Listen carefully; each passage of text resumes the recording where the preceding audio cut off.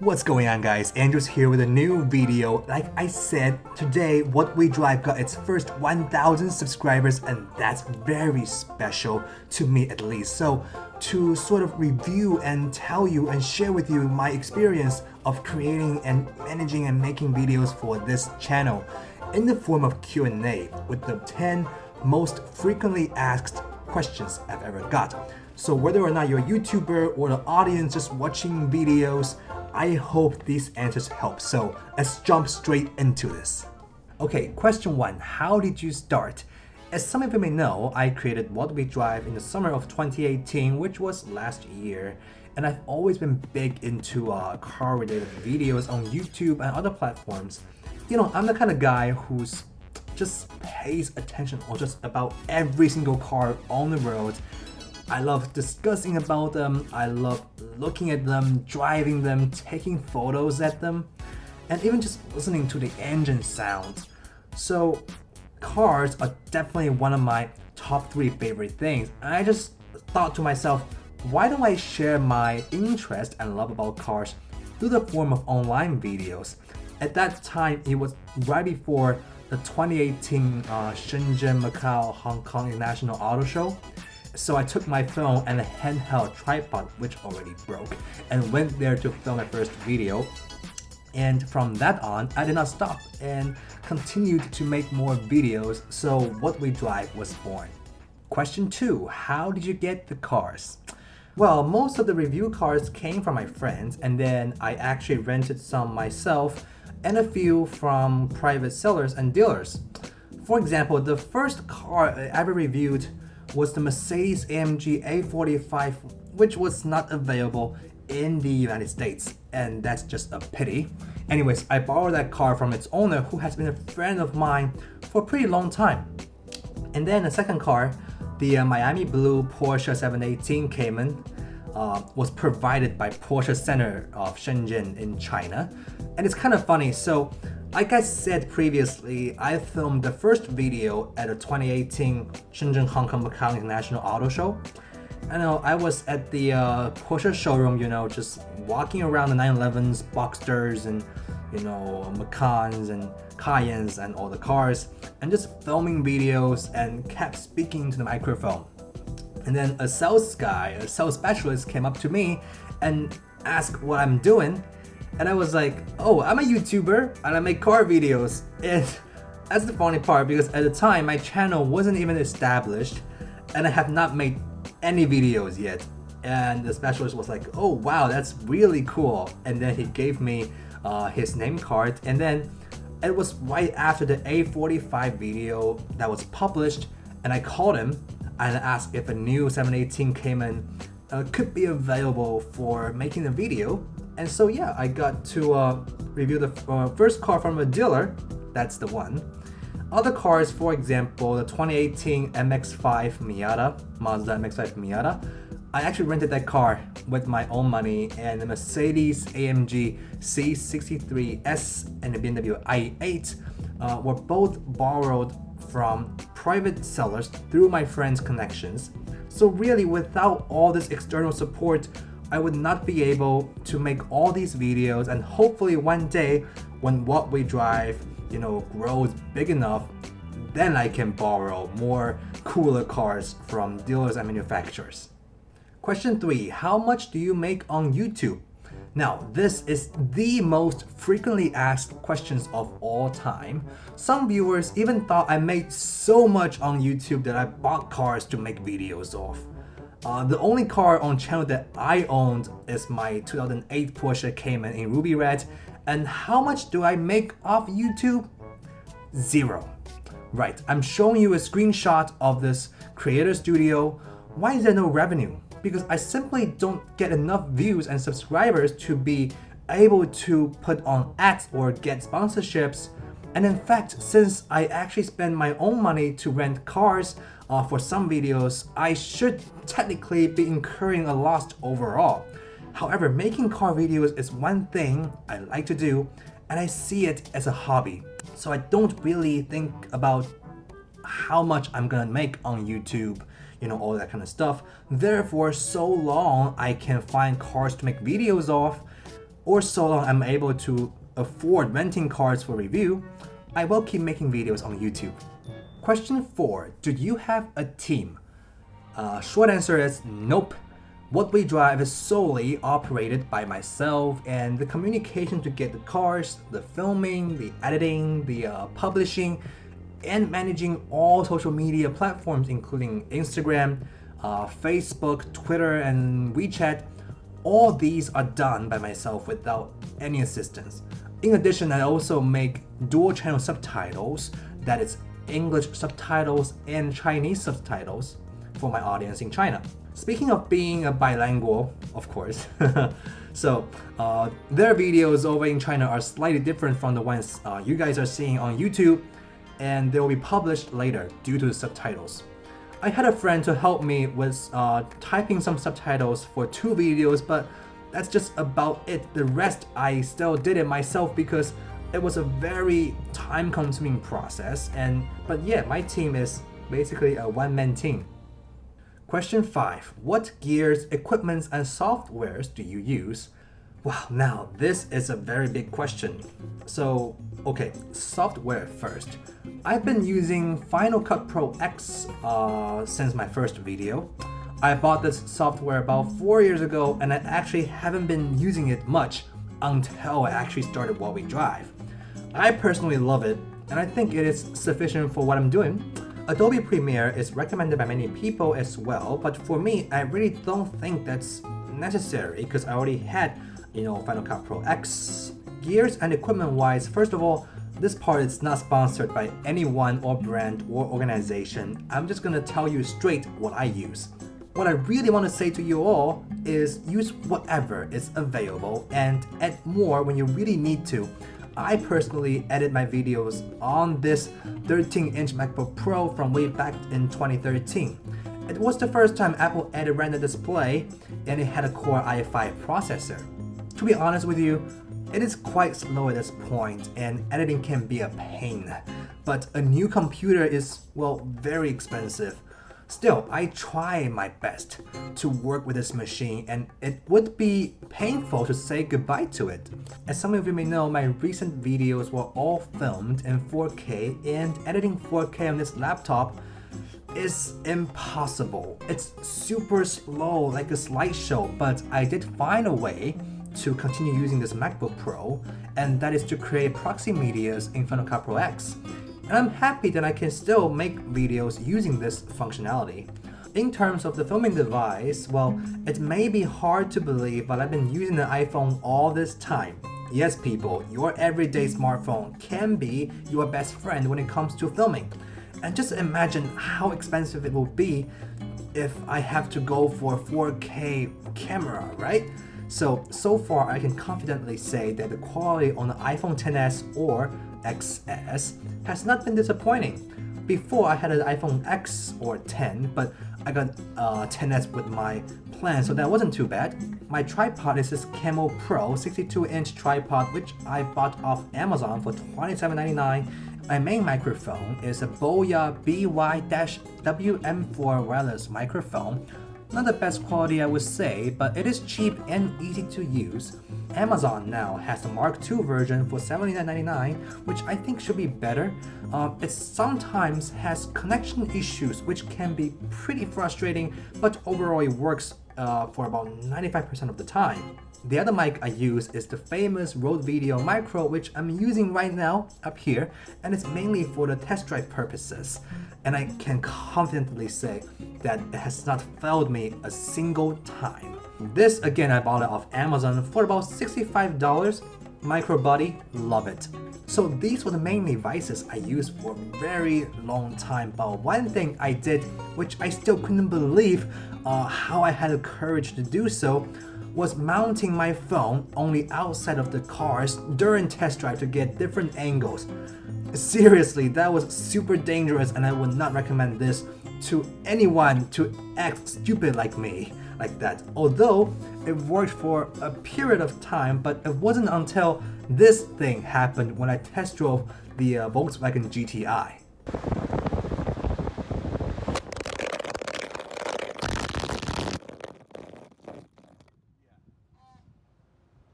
Yep, you just saw this, and thank God there was nobody or car behind.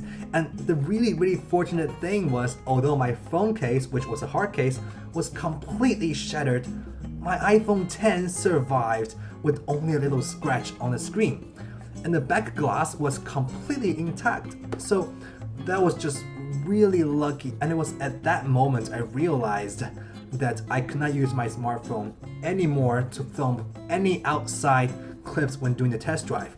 Meanwhile, a viewer also commented that the test drive footage was quite shaky, so I decided that I must buy new equipment to ensure a pleasant watching experience for my audience, and my top choice is no other than a GoPro. But newer GoPros such as the Hero 6 and Hero 7 are honestly quite expensive, so I watched a lot of videos on YouTube and I finally settled down with a GoPro Hero 4 Silver, which I got off eBay used for about 90 bucks, and it came with a lot of accessories. It has been primarily mounted with the GoPro suction cup on the outside, and the image quality is sufficient, I would say. And then I got two refurbished GoPro Hero 5 Black off on sale for $140 each, and I paired one with a Jobby suction cup that's about 20 bucks from Best Buy. The reason of getting the GoPro Hero 5 Black was it still produces really good image quality. I'm talking about 2.7K at 60 FPS. And it has electronic stabilization. You can see clearly that after the Volkswagen GTI video, the test drive footages were much sharper and smoother. So those are all the equipments and gears I use. Although they aren't the best or the most ideal, I believe if you want to work with them, you will, and you will still be able to produce good videos. Question 6. How long does it take to make a video? It really depends on how much content I decide to put in the videos. As I mentioned earlier, I did everything myself, and a video can take as little as 1 day to film and edit and all that, or it can take as much as over a week just to make it, especially that now I'm working full time and can only take a few hours out of a day to edit the videos while doing the actual filming on the weekends. You may want to ask why I'm taking so long to make a video. The short answer is I want you to have a pleasure experience, and that is achieved through carefully editing and arranging every single clip in order to bring you a good quality video. Now, this is just the YouTube side. Remember I said earlier that I also publish videos on a Chinese video platform. That platform is Bilibili, and since I decided to make dual channel subtitles, that can take enormous of time in addition. For example, the latest Infiniti Q50 review videos has over 6,800 words, every single word hand typed by myself. Well, although YouTube's auto subtitle helped, but that's still a very big amount of work. But hey, it is for the people, for my audience, and their satisfaction is worth the effort. Question 7. What are your top 3 favorite cars that you reviewed? First of all, that's a great question. Without considering what type of car they are, the first place is gotta be the Porsche 718 Cayman. Although many complain about the sound on the new turbocharged flat 4 engine, I love the design, the superior comfort, and its practicality in its class. And most importantly, the perfect handling and power delivery. If you haven't had a chance to test drive it, or if you were scared away by the not so ideal exhaust note, I say give it a chance, and it's sweet as nut. And if you already have a 718 Cayman, I'm sure you'll love it as well. Okay, second place is the current gen Mazda MX-5 Miata. There's no surprise that this car came so high up on the list because it is really truly car and driver as one, as Mazda called it Jinba Itai. Watch that video and you will see what I mean. I'm getting one for real in the future. The perfect toy for your weekend back roads, and who doesn't like a convertible? The third place is the F80 generation BMW M3. It is difficult to pick between the Mercedes-AMG C63S and the M3, but the M3 won by the inch because I like that it is more engaging to drive. The M3 isn't a docile car and it won't really follow your lead, but that's what makes it really attractive, like a wild horse to be tamed. And if you can't tell already, I'm the type of car enthusiast who's more towards the handling focused side. So, which type of car enthusiast are you and what are your top 3 favorite cars? Leave your comment down below and share with us. Question 8. Are you a parody of Doug Demuro? Well, I can easily tell which video this question was derived from. It is definitely the Maserati Ghibli video. Gotta admit, it really looks like a parody of Doug's video on the Ghibli. In the comment section, I also saw that one of the most liked comments was the Asian Doug Demuro. I personally take this as a compliment because in fact, Doug Demuro was the person who inspired me to make videos. The first thing I did when I created What We Drive is to subscribe to his channel immediately. However, I'm not a parody of Doug Demuro because if you watch my videos, you will see that I never straight copy what he said and I have my own thoughts and opinions. My editing is different and my test drive focuses on different aspects of what he has. What I think I have that people easily assume that I'm copying Doug was a style similar to his, but I think what Doug shows is the purest, bare-bone, and grounded car review, and that resonates with many people, including me. He proved that anyone can share his or her opinions about cars, and I'm not Jeremy Clarkson. I'm not a salesperson to sell you this car, and I'm not Doug Demuro. I'm Andrew, and I simply want to share my love about cars with you. And yes, I never claim myself an expert, and there are many more videos on YouTube that's better edited, I'm more professional. But my videos are here to tell you what this car is, as if I'm a friend. And that's the beauty of YouTube as a platform for everyone. Question 9. How do you feel about your subscribers and view count and comments? Okay, let's look at this one. Right now, at this moment, I have 1,000 subscribers and 211 and 616 views with 861,328 minutes of watch time in total. Yes, I know this really isn't a lot, but I'm very thankful. Although I hope I can get more views and subscribers in the future, I believe in doing my best in every single video. I'm not a big YouTuber, and in fact, many YouTubers can gain more subscribers in a day than I did in a year, and more views in a few hours than I did in a year. But think about this, and I'm saying this to every YouTuber out there.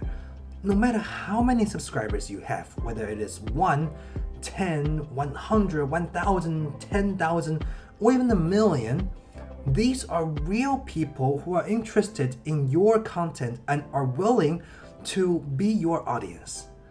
1,000 subscribers. It is more than my graduating class at college, and making videos knowing that I have 1,000 subscribers is the same as delivering a speech or presentation to 1,000 living human beings, and that's very meaningful, I believe. And I'm very fortunate to have you watching my videos. 211,616 views in total. That is 861,328 minutes spent watching my videos, which are 14,356 hours, and that is 598 days, which is over a year and a half just watching those videos. When I think of these numbers, I think I'm achieving my goals and fulfilling my purpose, and that is to share my love about cars with people.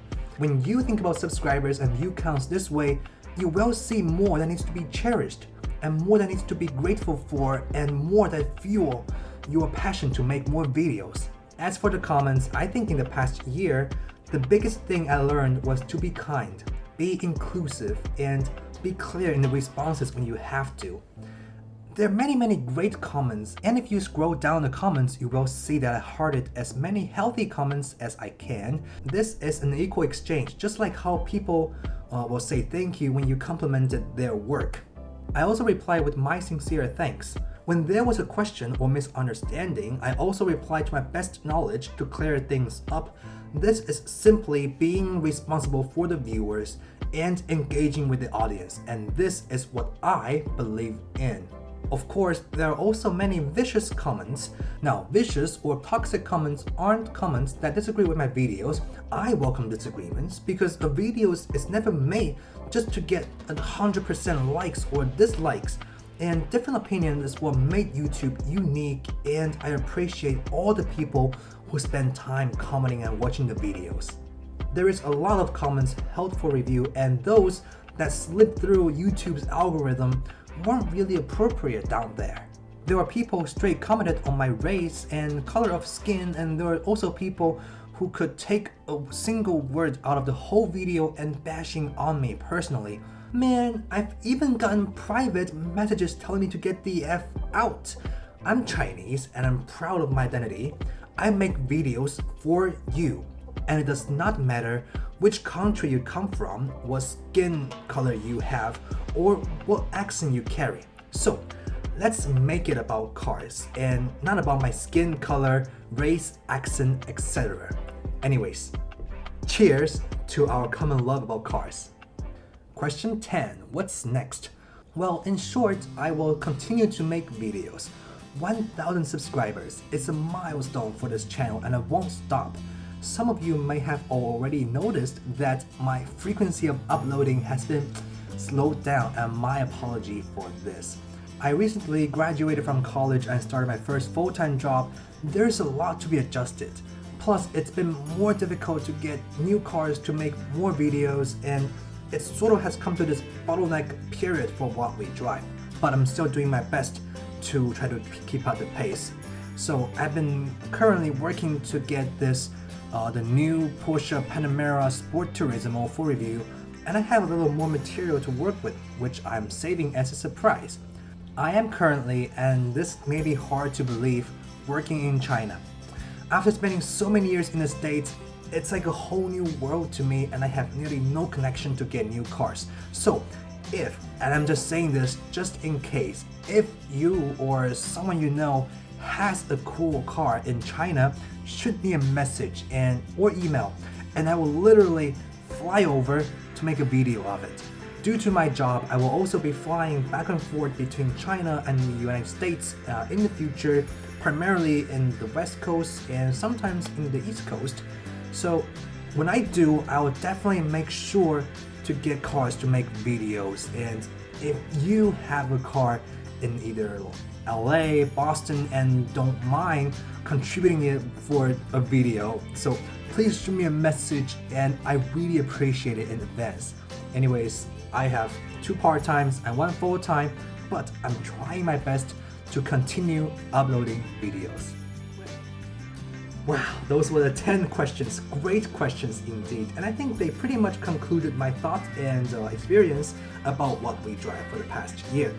I hope you enjoyed today's video. If you do, just give it a like, and if you don't like it, give it a dislike.